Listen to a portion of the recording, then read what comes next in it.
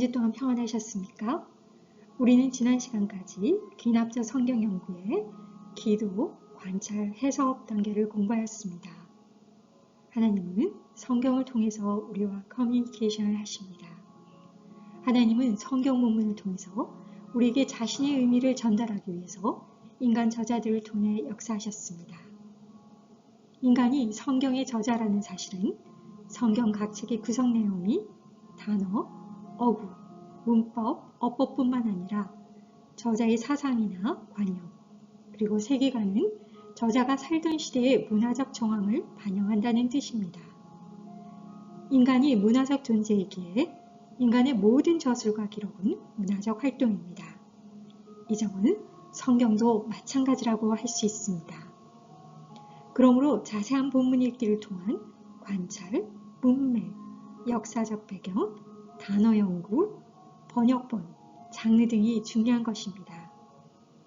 그러므로 이 모든 것들은 우리가 저자의 의도한 의미를 제대로 파악하기 위해서 반드시 씨름해야 할 항목들입니다. 그러나 우리가 성경을 열심히 공부한다고 했지만 관찰과 해석 단계를 밟는 데만 만족하고 그냥 거기에 멈춘다면 그것은 온전한 의미의 성경 공부라고 할 수 없습니다.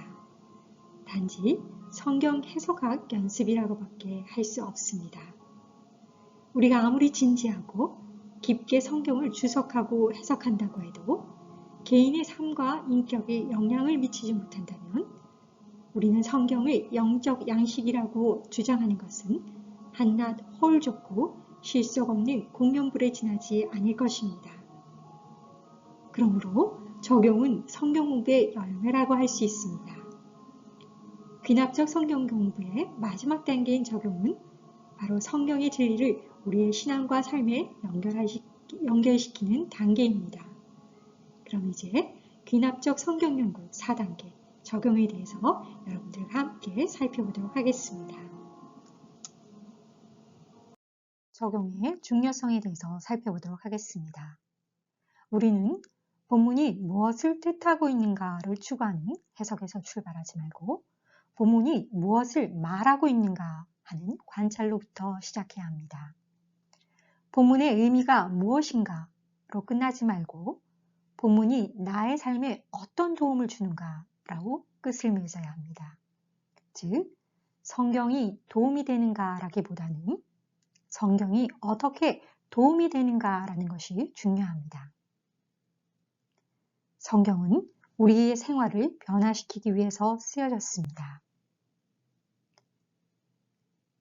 우리가 성경 공부를 하면서 이 본문은 나에게 무엇을 의미하는가라고 묻는다면 그것은 옳지 않은 질문일 것입니다. 올바른 질문은 바로 이 본문은 무엇을 의미하는가?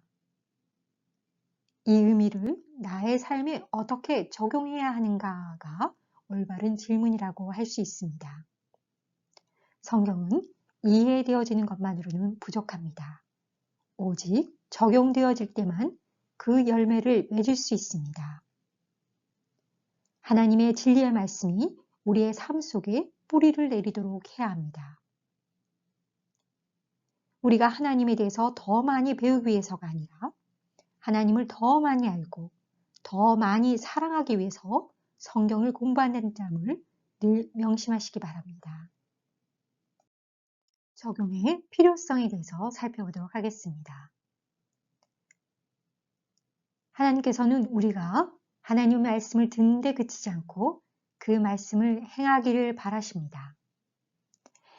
야고보서 1장 21절에서 22절은 이렇게 기록하고 있습니다. 그러므로 모든 더러운 것과 넘치는 악을 내버리고 너희 영혼을 능히 구원할 바 마음에 심어진 말씀을 온유함으로 받으라. 너희는 말씀을 행하는 자가 되고 듣기만 하여 자신을 속이는 자가 되지 말라. 우리가 하나님의 말씀을 행하고자 한다면 적용은 선택의 문제가 아니라 필수적인 과제입니다. 성경의 목적상 적용은 빼놓을 수 없는 요소입니다.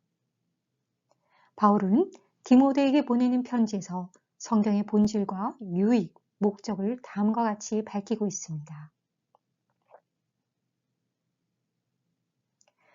디모데 3장 16절에서 17절을 보면 성경의 궁극적인 목적은 디모데후서 3장 17절에 있는 것과 같이 하나님의 사람으로 온전케 하기 위함입니다.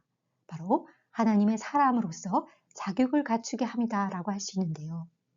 곧 교훈, 책망, 바르게 함, 의로 교육함을 누리는 것과 하나님의 사람으로서 자격을 갖추는 것은 모두 성경 말씀을 적용할 때 가능한 일입니다. 따라서 성경의 목적상 적용은 결코 등한시할 수 없는 요소입니다. 적용을 대체하려는 4가지 위험들에 대해서 살펴보도록 하겠습니다. 첫째는 해석으로 적용을 대체하려고 한다는 것입니다. 우리는 하나님의 진리를 알게 되는 그 순간부터 그 진리를 행동으로 옮겨야 하는 책임을 지게 된다는 사실을 성경은 그 첫 장부터 마지막까지 가르쳐주고 있습니다. 예수님은 제자들을 향해서 너희는 나를 불러 주여 주여 하면서도 어찌하여 나의 말하는 것을 행치 아니하느냐 하고 책망하셨는데요. 바로 적용이 없던 해석의 대표적인 예는 바리새인과 서기관들이었을 것입니다. 이들은 당시 성경에서 알아야 할 것들을 모두 다 알고 있는 당대 최고의 지식인들이었고 또한 구약을 정복한 사람들이었습니다. 그러나 불행히도 하나님의 진리의 말씀에 자신들이 정복당해지지 못했고 또한 그들이 알고 있었던 지식이 그들의 마음속에 아무런 변화를 불러일으키지 못했다는 것을 성경은 기록하고 있습니다. 두 번째는 거칠의 순종으로 참된 삶의 변화를 대체하려고 한다는 것입니다. 또한 세 번째는 자기 합리화로 회개를 대체하려고 한다는 것입니다. 바로 이 정도쯤은 괜찮을 거야 하는 자기 합리화라고 할 수 있습니다. 네 번째는 감정적인 경험으로 의지적인 결단을 대체하려고 한다는 것입니다. 우리는 하나님의 말씀을 공부함으로 감정의 자극을 받을 수 있습니다. 눈물로 기도하고 그리고 울며 회개했지만 우리의 행동에 전혀 변화를 보이지 않는다면 우리의 영혼은 단지 김 빠진 감정의 유희만을 경험한 꼴이 되고 마는 것입니다. 바로 참된 삶의 변화의 시작은 우리의 의지적인 결단을 통해서 일어나게 된다는 것을 기억해야 합니다. 또한 우리가 반드시 적용에 있어서 기억해야 할 것은 바로 실제적인 적용은 성령님께 순종하며 행하는 기도의 능력에 달려있다는 것을 명심해야 합니다. 하나님은 분명히 우리가 성경적 원리들과 또한 적법한 적용들을 알기를 원하시지만 우리와 대화하시는 하나님의 궁극적인 목표는 우리의 사고와 행동을 변화시킴으로써 결과적으로 우리가 하나님의 아들 예수 그리스도의 이미지를 닮아가는 것에 있습니다. 우리가 하나님의 말씀을 진정으로 파악하는 그리고 그렇게 될 때 우리는 하나님의 말씀이 우리를 파악하고 또한 우리를 꼭 잡고 있다는 사실을 발견하게 될 것입니다. 적용의 4가지 원리에 대해서 살펴보겠습니다. 첫 번째 원리는 알라라는 것입니다. 우리는 성경을 삶에 적용하기 위해서 먼저 2가지를 알아야 합니다. 첫째는 본문을 알아야 합니다. 두 번째는 자신을 알아야 합니다. 우리가 성경 본문을 알기 위해서 우리는 성경 본문의 바른 해석을 알아야 합니다. 적용은 해석의 근거를 두고 있기 때문에 해석이 잘못되어 버리면 자동적으로 적용도 잘못될 수밖에 없습니다. 그러므로 성경의 본문을 정확하게 이해하면 이해할수록 그 교훈들을 더 잘 이용할 수 있게 되는 것입니다. 본문의 적용에 있어서 제일 먼저 시작해야 할 것은 바로 맥락의 이해입니다. 즉, 성경이 쓰여질 당시의 상황과 현대 우리가 살고 있는 상황을 이해하는 것입니다. 이 상황의 이해가 적용에 커다란 영향을 미치게 되는 것입니다. 하나님의 진리를 생활화하기 위해서 우리는 그 진리를 생활 현장 속으로 끌고 들어와야 합니다. 그러나 조심할 것은 우리의 문화 환경에 잘 맞도록 그 진리를 변형시켜서는 안 된다는 것입니다. 바로 하나님의 말씀의 진리는 불변하는 진리이기 때문입니다.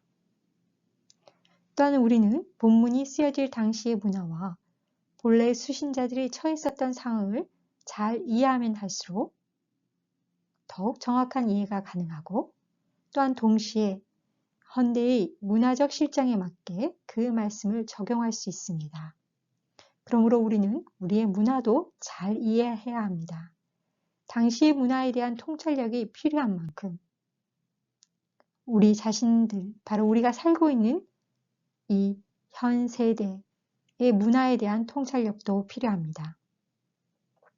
말씀과 세상을 다 이해하는 사람들, 하나님께서 그들이 속해 있는 사회에서 하기 원하시는 일이 무엇인지를 아는 사람들, 성서적일 뿐만 아니라 시대적인 감각도 지닌 사람들이 필요합니다. 그러므로 우리는 본문을 적용할 때 다음과 같은 사항들을 염두에 두어야 합니다. 각 성경 본문의 배경을 깊이 연구해야 합니다. 구약, 신약의 여러 주제들을 성경 신학적으로 이해하고 정리해 두는 것이 유익하다고 할 수 있습니다.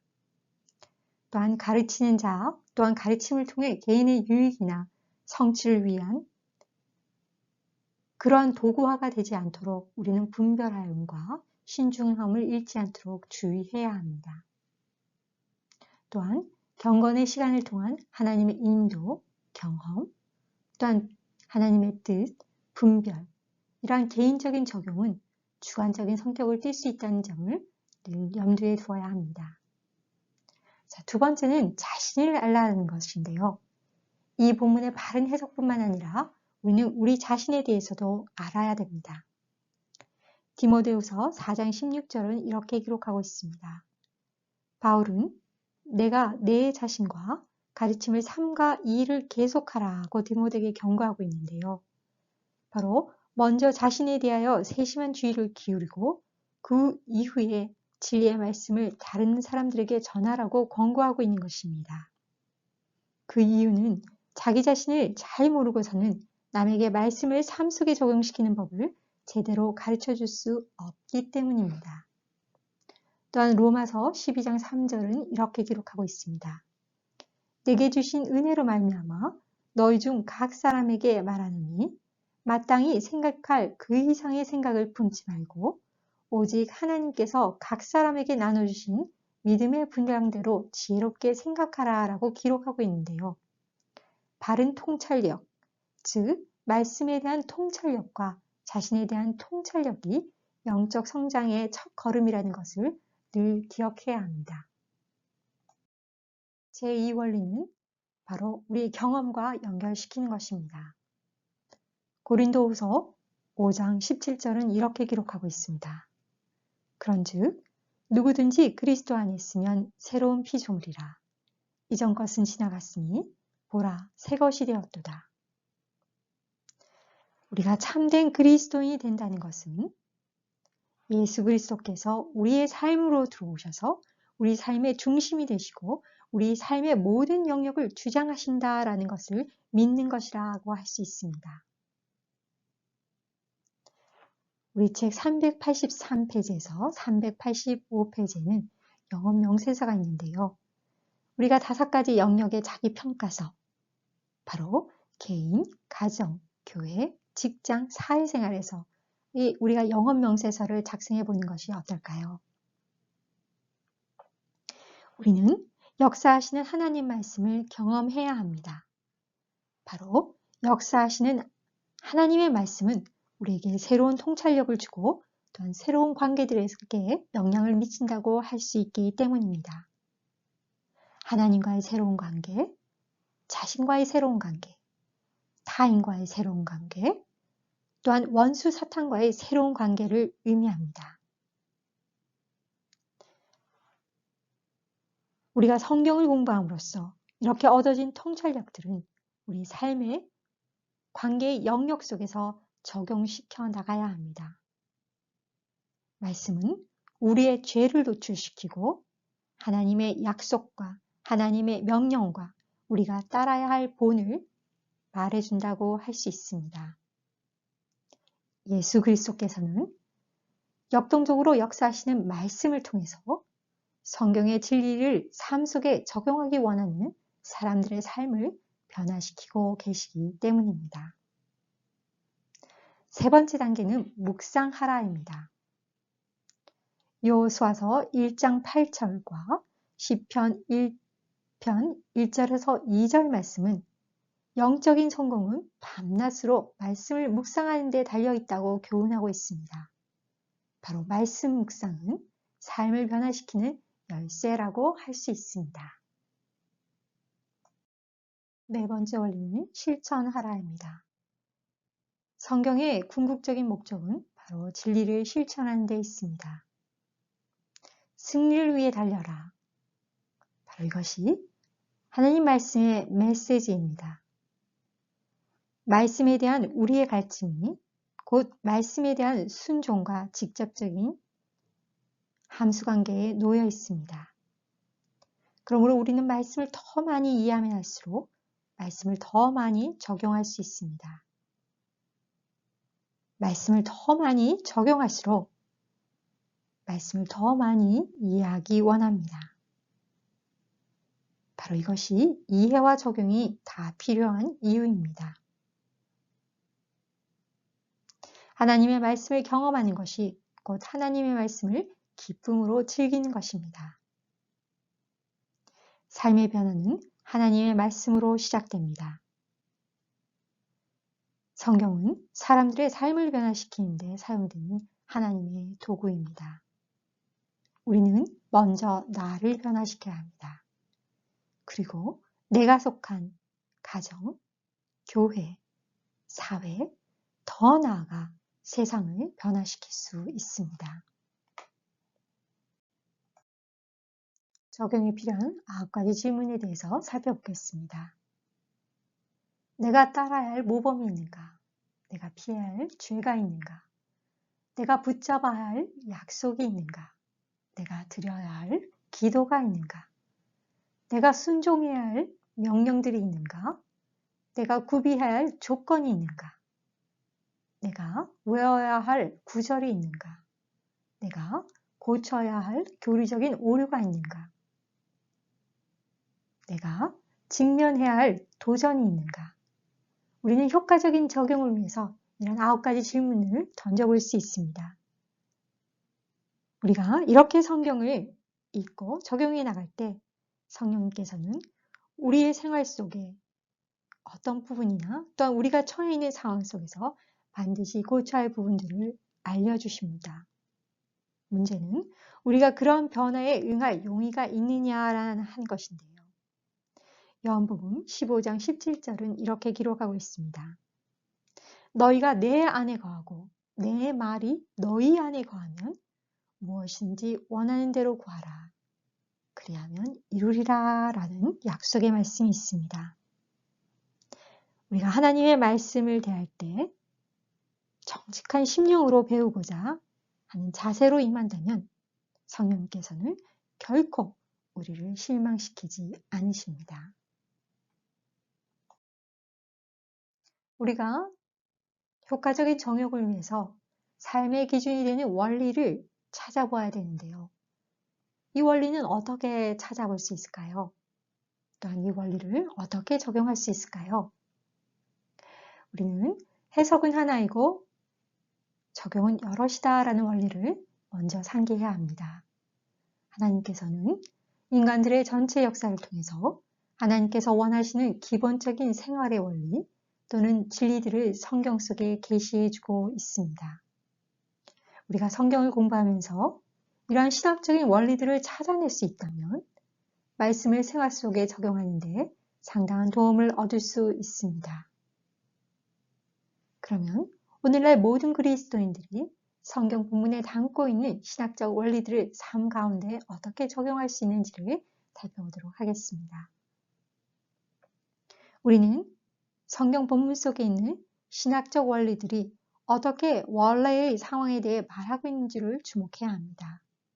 즉, 우리는 신학적 원리와 상황의 교차점에 놓여 있는 핵심적인 요소들을 발견해내려고 노력해야 합니다. 또한 현대적 문맥 속에서 원래의 상황과 유사한 우리의 삶과 세상의 유사점들을 찾아보는 것입니다. 그리고 만일 우리가 이러한 유사한 현대적인 상황이나 어떤 이러한 것들을 찾아낼 수 있다면 우리는 성경 본문의 의미를 적용하고 있다고 확신할 수 있을 것입니다. 그러므로 성경적으로 올바른 원리들을 발견하고 또한 적용시키는 데 도움이 되는 이러한 질문들을 던져볼 수 있을 텐데요. 바로 유용하고도 정확한 원리들을 구사하기 위해서 본문에 대한 정확한 이해와 처해 있는 환경에 대한 날카로운 통찰력을 필요로 하는 질문들을 던져보아야 합니다. 바로 이 본문이 원래 쓰여졌을 때의 상황에 대해서 무엇을 알아낼 수 있는가? 또한 그 원래의 상황 가운데서 본문이 의미하는 바가 무엇인가? 또한 이 본문 속에 나타난 근본적이고 일반적인 진리는 무엇인가? 모두가 알아들을 수 있도록 한두 문장으로 그 진리를 어떻게 요약할 수 있을까? 이 진리는 우리가 속한 문화와 상황 속에서 어떤 문제들을 말씀하고 있는가? 그리고 이 진리를 우리의 삶과 우리 주위의 사람들에게 적용했을 때 어떠한 영향을 미치겠는가라는 질문들을 던져봄으로써 우리는 성경적으로 올바른 원리들을 발견할 수 있습니다. 세 번째는 바로 우리의 적용을 구체화하는 것입니다. 이런 구체성은 성경 본문의 의미에 충실하면서 동시에 현대 독자들에게도 이해 가능한 바로 실제 세계의 가상적 상황들을 만들어냄으로써 가능하다라고 할 수 있을 텐데요. 만일 우리가 적용을 구체적으로 하지 않는다면 사람들은 삶의 실제 삶 속에서 구체적으로 어떻게 성경의 메시지를 실행할 수 있는지를 알지 못할 수 있기 때문입니다. 그러므로 실제적인 삶의 시나리오는 구체적으로 적용할 수 있는 훌륭한 방식을 제공한다라고 할 수 있을 텐데요. 바로 이러한 적용이 본문의 원래 의미에 충실할 뿐만 아니라 현대의 삶에도 의미가 있는 적용이기 때문입니다. 적용에 대한 이러한 접근 방식이 특별히 잘 적용할 때는 이야기 형식의 성경 본문을 해석할 경우입니다. 왜냐하면 이런 본문의 경우 우리는 완전히 새로운 시나리오를 만들어낼 필요가 없고 단지 현대의 독자들에게 성경 이야기를 다시 말해주면 되는 그러한 현대화를 쓰고 있기 때문입니다. 성경 이야기를 현대화함으로써 결과적으로 현대 독자에 대한 효과는 원래 성경 독자에 대한 효과와 동일하게 기대할 수 있기 때문입니다. 바로 우리는 성경의 이야기의 의미를 우리 자신의 문맥으로 바꿔서 원래 이야기의 효과를 현대 독자에게 재현한다라고 할 수 있습니다. 성경 이야기의 현대화는 성경적 원리에 대한 적용을 구체적으로 만드는데 강력한 도구라고 할 수 있습니다. 그러나 우리가 삶의 시나리오를 만들 때 몇 가지 주의사항이 있습니다. 첫 번째는 본문의 역사적, 문화적 문맥과 문학적 문맥을 주의 깊게 연구해야 한다는 것입니다. 이러한 연구 결과는 우리가 만들게 될 실제적인 삶의 시나리오가 성경 본문의 의미를 정확하게 반영할 수 있게 되기 때문입니다. 그렇지 않으면 우리는 존재하지도 않는 성경 본문에 대한 구체적인 적용을 만들어낼 수 있기 때문입니다. 또한 이러한 실제적인 삶의 시나리오를 만들어내는 일이나 성경 이야기를 의미 있게 그리고 동시에 원래 의미에 충실한 방식으로 재신수라는 일에는 많은 훈련과 연습 그리고 독창성이 필요하다고 할 수 있습니다. 그러므로 우리는 삶의 시나리오에 대한 초보를 다 쓰고 난 후에 이러한 질문을 던져보아야 합니다. 나의 시나리오가 성경의 신학적 원리, 모든 핵심적인 요소를 담고 있는가라는 질문을 우리는 스스로에게 던져보는 것이 유익합니다. 그리고 실제적인 삶의 시나리오는 반드시 본문과 연결되어 있어야 합니다. 바로 성경에 충실한 독자인 우리의 의무는 새로운 의미를 만들어내는 것이 아니라 성경 본문에 아로 새겨진 의미를 적용하는 것이기 때문입니다. 요한복음 14장 21절은 이렇게 기록하고 있습니다. 내 계명을 지키는 자는 누구든지 나를 사랑하는 자니라. 바로 하나님은 우리가 하나님의 말씀을 이해하고 그것을 적용함으로써 그 말씀을 파악하고 꼭 붙잡기를 원하십니다. 우리가 성경을 공부하는 것은 단순히 하나님에 관해서 더 많이 배우기 위해서가 아니라 하나님을 더욱 많이 알고 하나님을 더욱 사랑하기 위해서입니다. 다음은 삶을 변화시키는 행동으로 나아가는 세 단계에 대해서 살펴보도록 하겠습니다. 첫 번째는 삶의 변화를 결심하는 것입니다.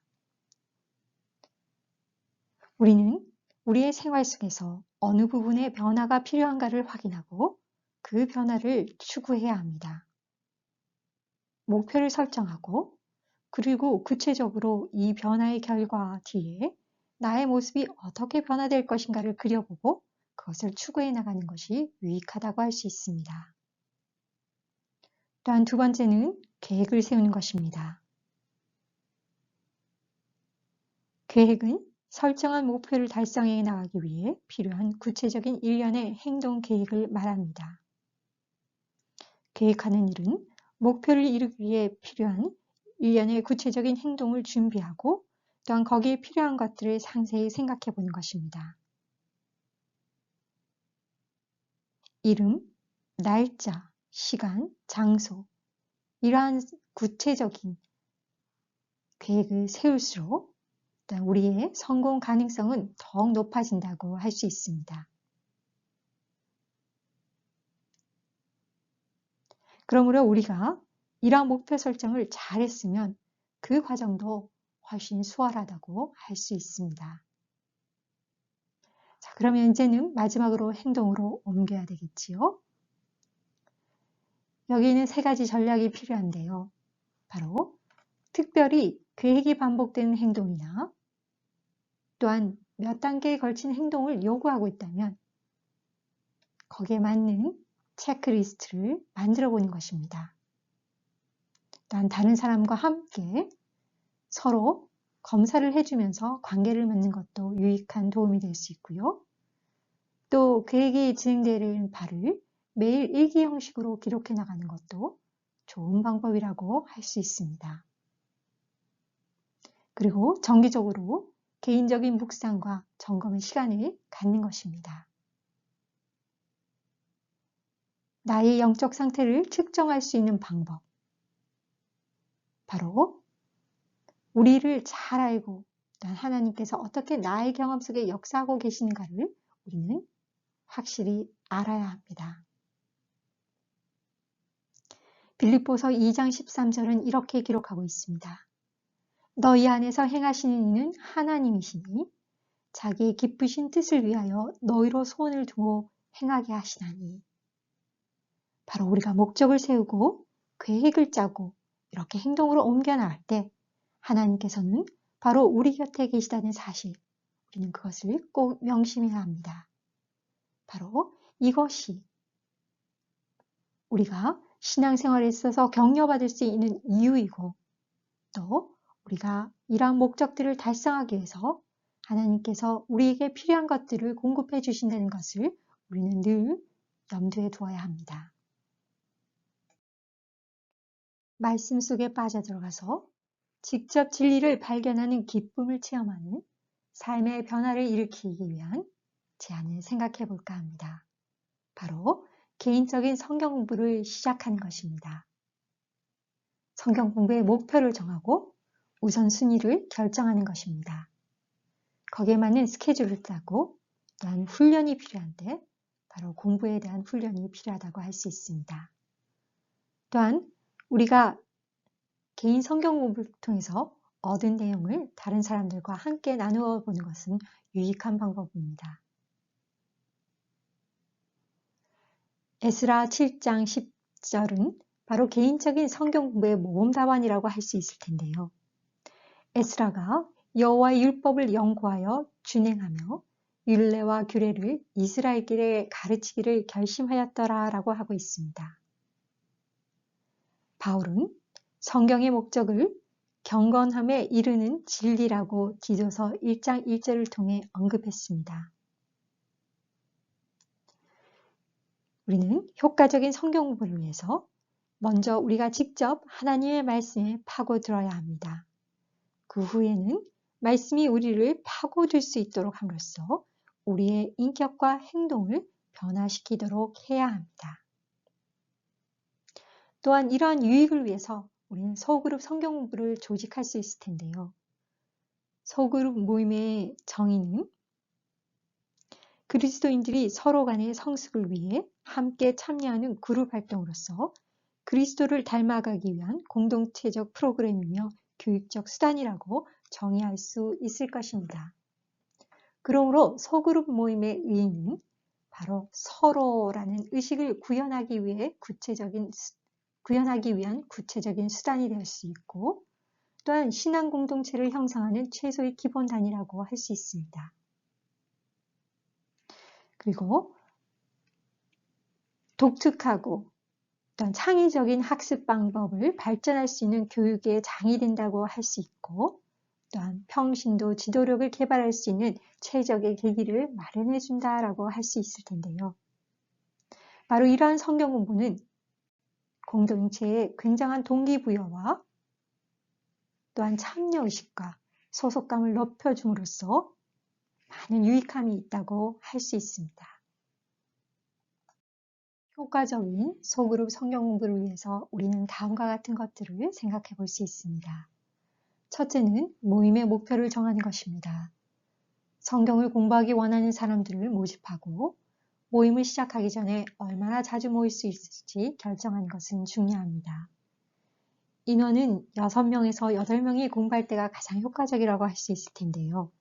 그 이유는 각 개인이 효과적으로 토의에 활발하게 참여할 수 있기 때문입니다. 만일 인원이 더 늘어난다면 그룹을 새로 만드는 것이 유익하다고 할 수 있습니다. 성경 공부 그룹은 성경을 중심으로 토의한다는 것을 명심하고 성경에 집중해야 합니다. 한 사람도 빠짐없이 다 참여할 수 있도록 토론을 격려하고 칭찬으로 격려해야 합니다. 그리고 성경 공부 시간에 관찰과 해석, 적용의 시간을 잘 안배해서 진행하는 것이 중요합니다. 또한 배운 교훈을 삶에 적용할 것을 강조하고 그룹원들을 서로 격려하는 것이 유익합니다. 또한 목표와 시간에 있어서도 처음에 정한 약속을 잘 지킬 수 있도록 유의해야 합니다. 소그룹 성경 공부의 성패 열쇠는 인도자에게 달려있다고 해도 과언이 아닐 것입니다. 인도자는 성경을 다룰 줄 아는 능력이 있는 사람이어야 하며 충분한 시간을 들여서 개인적으로 성경 공부를 할 수 있는 사람이어야 합니다. 인도자는 그리스도께서 말씀을 통해 그룹원들에게 말씀해 주시기를 기도하고 또한 다른 사람들의 필요에 민감해질 수 있기를 기도해야 합니다. 어려운 질문을 받을 때도 두려워하지 말고 모르면 모르겠다고 시인하고 후에 알아보고 나서 대답해도 늦지 않다는 것을 기억하고 그룹에 속한 사람들이 좋은 질문을 할 수 있도록 격려해야 합니다. 한 사람이 대화를 주도적으로 이끌어 나가지 않도록 유의하고 또한 모든 사람이 편하게 이야기할 수 있도록 그룹의 토의를 이끌어야 합니다. 바로 인도자는 신뢰할 만하고 조직력도 있고 토의를 잘 이끌고 모임을 위해 기꺼운 마음으로 모든 것을 준비할 수 있는 사람이어야 합니다. 그러나 가장 중요한 것은 바로 하나님을 말씀을 사랑하는 사람이어야 합니다. 인도자가 성경 그룹을 인도할 때 좋은 질문을 다음과 같은 것들이라고 할 수 있습니다. 바로 질문이 명확해야 합니다. 또한 질문이 너무 길거나 복잡한 것은 좋지 않습니다. 토론을 유발하는 질문이어야 하고 또한 조원들로 하여금 본문을 찾아보게 하는 질문이 좋습니다. 또한 조원들로 하여금 논리적 순서에 따라 본문을 파악하게 하는 질문이 좋습니다. 본문의 주된 요점을 도출해서 적용하게 하는 질문이어야 합니다. 우리가 성경 공부에 있어서 또 한 가지 그리고 늘 염두에 두어야 할 것은 자칫 지적으로 훌륭하지만 영적으로는 형편없는 것으로 전락할 수 있는 성경부의 위험성을 늘 염두에 두어야 합니다. 정신적으로 우리는 진리에 감탄할 수가 있지만 도덕적으로는 우리의 삶에 전혀 변화를 받지 못할 수도 있기 때문입니다. 만일 이런 일이 벌어지게 되면 우리는 성경을 공부하는데 뭔가 잘못된 것이 있다는 것을 늘 깨달아야 합니다. 그리고 우리가 성경 공부를 할 때 늘 이 점을 공부하는 그룹원들에게 늘 상기시켜야 합니다. 우리는 지금까지 삶의 변화를 가져오는 전략적인 귀납적 성경 공부 4단계에 대해서 공부했습니다. 1단계 기도, 2단계 관찰, 3단계 해석, 4단계 적용입니다. 1단계는 성령의 지혜와 간구로 시작하는 기도의 단계요. 2단계는 사실에 대한 관찰로서 우리의 기억이나 느낌, 공상이 아니라 바로 본문에 무엇이라고 되어 있는지를 주목하는 것이라고 할 수 있습니다. 3단계는 사실에 대한 해석으로서 성경 기자가 당시의 수신자들이 무엇을 깨닫기를 원했는지 알기 위해 관찰한 사실의 의미를 밝히는 일이라고 할 수 있습니다. 4단계는 결론의 적용으로서 배운 바 진리를 받아들여 오늘의 상황에 능동적으로 반응하는 일이다라고 할 수 있습니다. 그렇기 때문에 귀납법적 성경 공부에서 중요한 것은 바로 항상 전체 과정을 염두에 두고 큰 그림을 그리는 것이 중요합니다. 본문에서 무엇을 보는가? 본문은 원래 성경 독자들에게 무엇을 의미했는가? 성경 독자들과 우리 사이에 놓여있는 차이점들은 무엇인가? 본문이 지닌 신학적 원리는 무엇인가?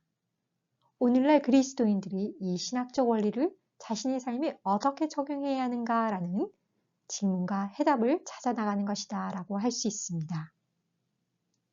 그러므로 전략적 귀납적 성경 공부의 키포인트는 바로 읽고 기록하고 되새겨 보는 것입니다.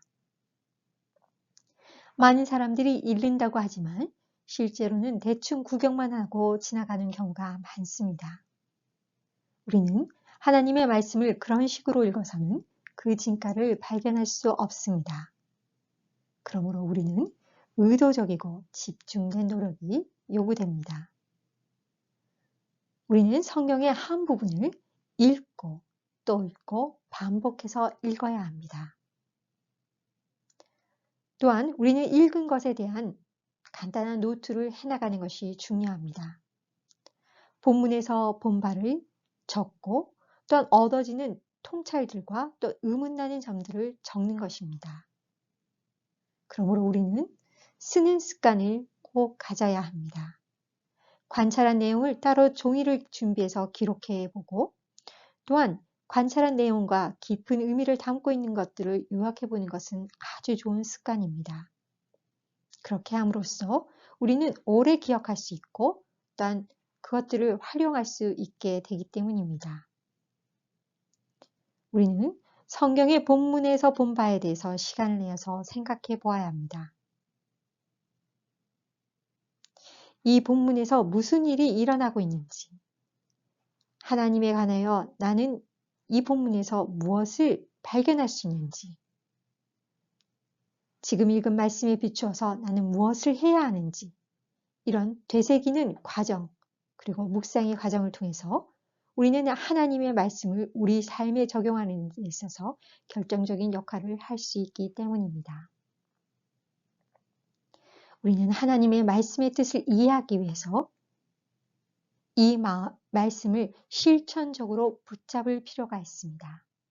하나님은 성경을 읽으면서 끊임없이 묻고 탐구하고 문을 두드리는 자에게 깊은 영감과 지혜를 주시는 분이십니다. 기납적 성경 연구의 목적은 말씀을 이해하고 온전히 깨달음으로 그 말씀대로 생활하는 것입니다. 하나님의 말씀과의 인격적인 교제의 결과로 생활이 변화되는 것을 목격하는 그런 감사의 고백, 그리고 기쁨의 고백이 여러분의 가정과 사역에 늘 함께 하시기를 소망합니다. 감사합니다.